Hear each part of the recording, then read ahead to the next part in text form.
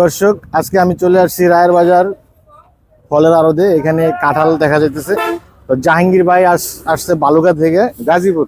তো জাহাঙ্গীর ভাই আসছে গাজীপুর থেকে। জাহাঙ্গীর ভাই অনেক বড় বড় কাঁঠাল নিয়ে আসছে। তার কাঁঠালের দামটা একটু জানি। ভাই, আপনার এই যে হাতে যে কাঁঠাল, এই কাঁঠাল এগুলি কত, একটু বড় কাঁঠাল, এগুলি কত করে বেচতেছেন ভাই? এটি 8,000 9,000 টাকা দর ছ সব। 8,000 9,000। তো আপনার কাছে আর কম দামের কি আছে? কম দামা যেগুলো আছে এগুলি কত 6,000 টাকা? 6,000 5,000। এগুলি 6,000 টাকা শ। কাঁঠালের দামটা একটু বেশি হয়ে গেল না? 60 টাকা পিস হয়ে গেলে নাকি আর কম বেশি আছে দামে? একটু কম বেশি আছে আর কি।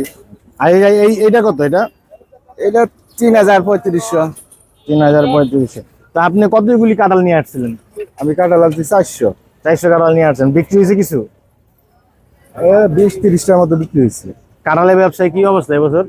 এবার কাঁঠালের ব্যবসা তেমন একটা ভালো না, অত্যন্ত গরম, লোকজন নাই, আদর ঈদ ভাঙ্গা বাজার।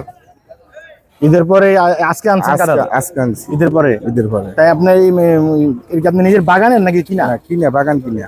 বাগান কিনছেন না? তো আপনার 400 কাঁঠালের ভিতরে 100 কাঁঠাল কি বিক্রি হয়েছে? না তাহলে তো ব্যবসা বেশি ভালো না মনে হয়। না, বাজার তেমন একটা ভালো না।